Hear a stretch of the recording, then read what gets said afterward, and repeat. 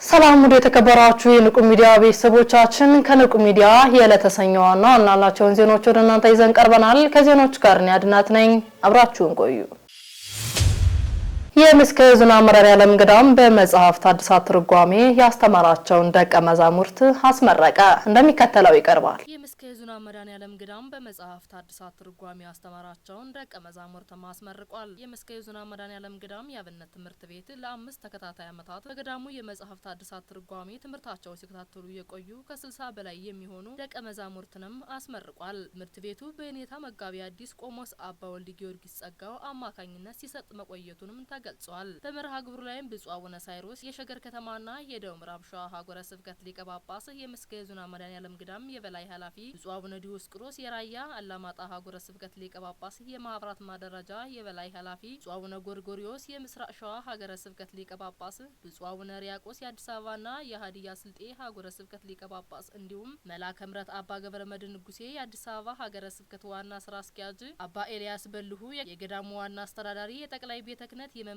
ኃላፊዎች፣ የአዲስ አበባ ሀገረ ስብከት የመምሪያ የስራ ኃላፊዎች፣ የገዳሙ የአስተዳደር ክፍሎች ሰራተኞች፣ አበው መነኮሳት፣ ወንድሞች፣ ዲያቆናት፣ ተመራቂ ደቀ መዝሙርት እንዲሁም የተመራቂ ደቀ መዝሙርት ቤተሰቦችም ተገኝተውበታል። ምስካየ ኅዙናን መድኃኔዓለም ገዳም አስተዳዳሪ መጋቢ ሕሩያን አባ ኤልያስ በልሁ እንደገለጹት ገዳሙ ለአብነት ትምህርት ቤት የተለየ ትኩረት በመስጠት እንደሚሰራና በየጊዜው በመቶዎች የሚቆጠሩ ደቀ መዛሙርትን እንደሚያፈራና ገዳሙ የንባብ ትምህርት፣ የቅዳሴ መዝገብ፣ የቅኔ፣ የሐዲሳትና ሌሎችም ትምህርቶች እንደሚሰጡም ተናግረዋል። የደቀ መዛሙርቱ መምህር የሆኑት መጋቢ አዲስ ቆሞስ አባ ወልደ ጊዮርጊስ ጸጋው ብፁዓን አበው ሊቀ ጳጳሳት በማመስገን በሄዳችሁበት ቦታ ሁሉ ከተማራችሁ ትምህርት ይልቅ ትሕትና፣ ፍቅርን የተላበሳችሁ መሆን አለባችሁ ሲሉ መልእክታቸውንም አስተላልፈዋል። በመርሃ ግብሩ ላይ በተመራቂ ደቀ መዝሙርት ያሬዳዊ ዝማሬም ቀርቧል። በተጨማሪ ከአንደኛ እስከ አራተኛ ደረጃ የወጡ ደቀ መዛሙርት የማበረታቻ ሽልማት ከብፁዓን አበው ሊቀ ጳጳስም ተበርክቶላቸዋል። ብፁዕ አቡነ ሳይሮስ ገዳሙ ደቀ መዛሙርትን አፍርቶ ለምርቃት በማብቃታቸው እንኳን ደስ አላችሁ በማለት ለተመራቂ ደቀ መዛሙርት መልእክትም ያስተላለፉ ሲሆን በተግባርና በቃል ቃለ እግዚአብሔርን የምትሰብኩ መምህራን በመሆን የተቀበላችሁትን ኃላፊነት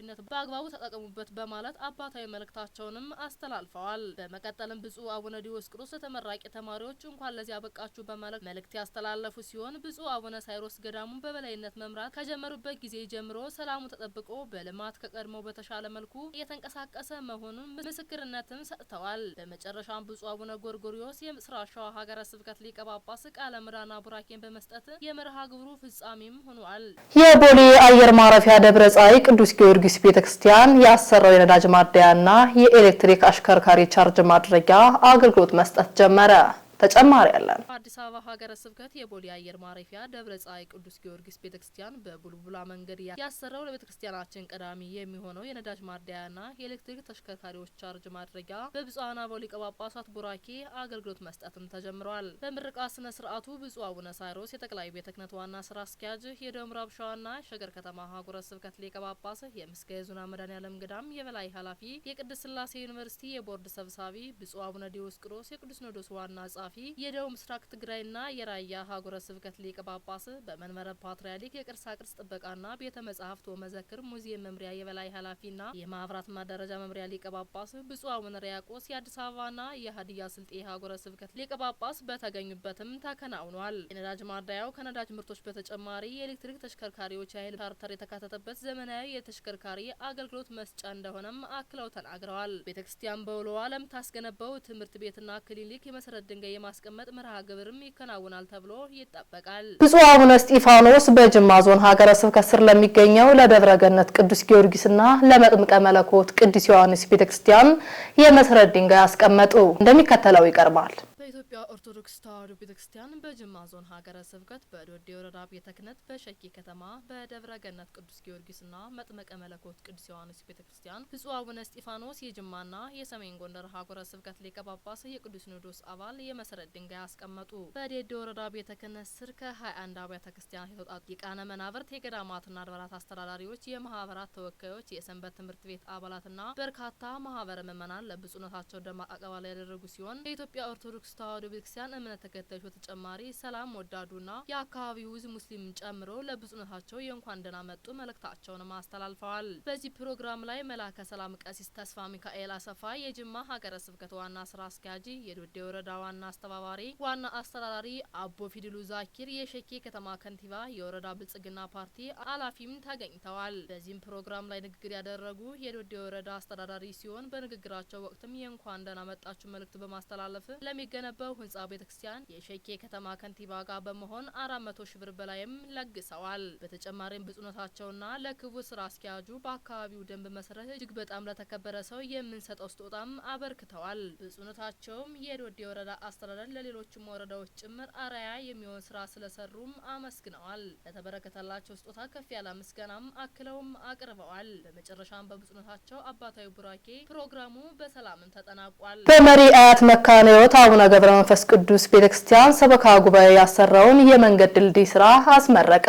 ተጨማሪ አለን። በመሪ አያት መካነ ሕይወት አቡነ ገብረ መንፈስ ቅዱስ ቤተክርስቲያን ሰበካ ጉባኤ የሰራውን መንገድና ድልድይ ብፁዕ አቡነ ሪያቆስ የአዲስ አበባና የሀዲያ ስልጤ ሀገረ ስብከት ሊቀ ጳጳስ በተገኙበት ተመረቀ። በመሪ አያት መካነ ሕይወት አቡነ ገብረ መንፈስ ቅዱስ ቤተክርስቲያን ለረጅም ጊዜ ለምእመናን እንቅስቃሴ እንቅፋት ሆኖ የቆየው የመንገድ ችግር በደብሩ አስተባባሪነት የተዘረጋው የድልድይ ንጣፍ መንገድ በትናንትናው ዕለትም ተመርቋል። በምርቃት ስነ ስርዓቱ ላይ ብፁዕ አቡነ ሪያቆስ የአዲስ አበባና የሀዲያ ስልጤ ሀገረ ስብከት ሊቀ ጳጳስ መላከ ምሕረት ቆሞስ አባ ገብረ መድኅን ንጉሴ፣ የአዲስ አበባ ሀገረ ስብከት ዋና ስራ አስኪያጅ፣ የደብሩ አስተዳዳሪ መላከ ሕይወት መምህር አእመረ በኩር ጽዮን እንዲሁም የለሚ ኩራ ክፍለ ከተማ ቤተ ክህነትና የአዲስ አበባ ሀገረ ስብከት የስራ ኃላፊዎች፣ ጥሪ የተደረገላቸው እንግዶች ምእመናንም ተገኝተውበታል። መላከ ምሕረት ቆሞስ አባ ገብረ መድኅን ንጉሴ የአዲስ አበባ ሀገረ ስብከት ዋና ስራ አስኪያጅ በልቧ ሁሉን ነገር ታስታውል ነበር በሚል ርዕስ ቃል የወንጌል ትምህርትም ሰጥተዋል። በመርሃ ግብሩ ላይ የተገኙት ብፁዕ አቡነ ሪያቆስ አባታዊ መልእክት አስተላልፈው ቡራኬና ቃለ መዳንም ሰጥተዋል። የደብሩ አስተዳዳሪ መላከ ሕይወት አመረ በበኩላቸው መንገዱ የምእመናን እንግልት ከመቀነስም በላይ የቤተክርስቲያኗን ግቢ ጽዳትና ውበት ለመጠበቅ ከፍተኛ ድርሻ እንዲኖረው ተደርጓልም ብለዋል። መንገዱ ተገንብቶ ለአገልግሎት እንዲበቃ የደብሩ ምእመናን በገንዘባቸው በእውቀታቸውና በጉልበታቸው ላደረጉት አስተዋጽኦ ምስጋናቸውንም አቅርበዋል። አዲሱ መንገድ በተለይ በዝናብ ወቅት ይፈጠር የነበረው የጭቃና የመንገድ መበላሸት ችግር የሚቀርፍ ሲሆን ለአረጋውያንና ለሕፃናት ምቹ እንቅስቃሴ ይፈጥራልም ብለዋል። አስተዳዳሪው አያይዘው እንደገለጹት ደብሩ ከመንገድ ግንባታው በተጨማሪ ሌሎች የመሰረተ ልማት ግንባታዎች በማከናወን የአገልግሎት አድማሱን አስፍቶ እየሰራ ይገኛል ያሉ ሲሆን ለሚቀጥሉት ስራዎች የምእመናን ድጋፍ አገልግሎት እንዲቀጥል አባታዊ ጥሪያቸውንም አስተላልፈዋል። በምረቃት ስነ ስርዓቱ ላይ የድልድይና የመንገድ አሰሪ ኮሚቴ ሪፖርት ያቀረቡ ሲሆን የመንገዱ ግንባታ ለ2 ወራት በስራ ላይ መቆየቱን ገልጾ አጠቃላይ ወጪ ከ4 ሚሊዮን ብር በላይም መሆኑን አክለው ተናግረዋል። ሶሻል ሚዲያ ላይ ተጥዶ የሚኖረው ተሸክሞ የሚኖር ገበሬ ይኖራል እና እግዚአብሔር ሲረዳ እነዚህ ስልኮቻችን ለከተማዎቹ ወስላታዎች እንጂ ለታታሪዎቹ ገበሬዎች አልደረሱም። ይህን ስላደረገ እግዚአብሔር እናመሰግነዋለን። አመስግኑት፣ ግድ የላችሁ።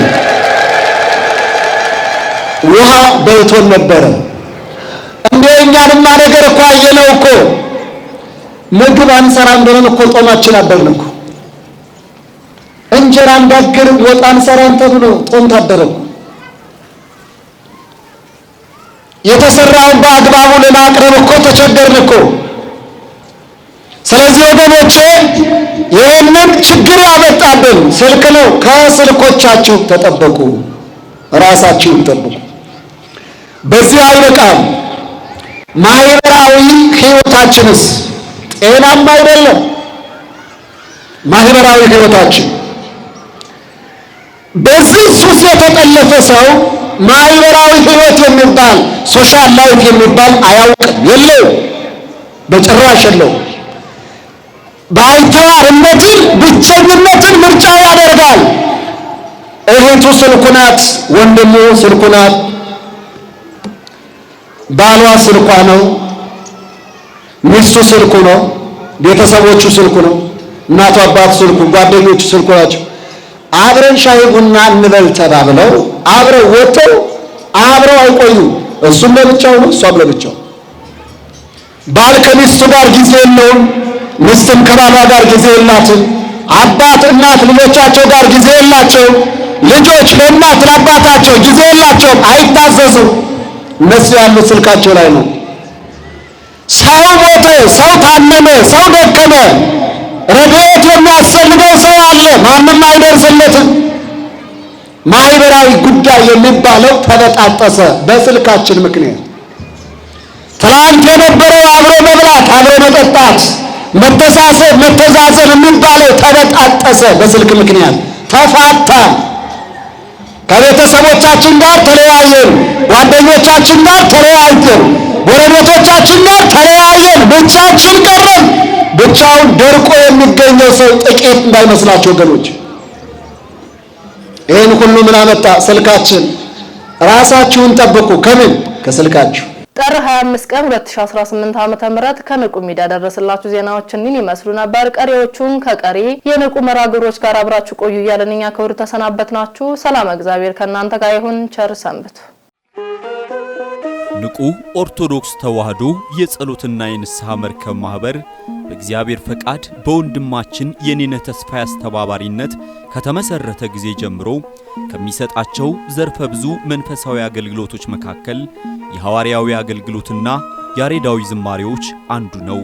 በዚህ ክፍል የኦርቶዶክሳዊ ተዋሕዶ ቤተክርስቲያንን ዶግማና ቀኖና የጠበቁ ኦርቶዶክሳዊ ለዛ ያላቸው ለነፍስ እረፍትን የሚሰጡ ወቅታዊና ዘመኑን የዋጁ ስብከቶችና ያሬዳዊ ዝማሬዎችን በመላው ዓለም ለሚገኙ ተመልካቾቹ በንቁ ሚዲያና በኢትዮ ማህበር የዩቲዩብ ቻናል እያቀረበ ይገኛል። አገልግሎቱ በመላው ዓለም ለሚገኙ አማኞች ተደራሽ እንዲሆን በየዕለቱ የሚለቀቁ ስብከቶችንና መዝሙሮችን ላይክና ሼር ያድርጉ። እንዲሁም የዩቲዩብ ቻናላችንን ሰብስክራይብ በማድረግ የዚህ ታላቅ አገልግሎት ባላሻራ ይሁኑ። ንቁ ሚዲያ ርቱ የቤተ ክርስቲያን ልሳን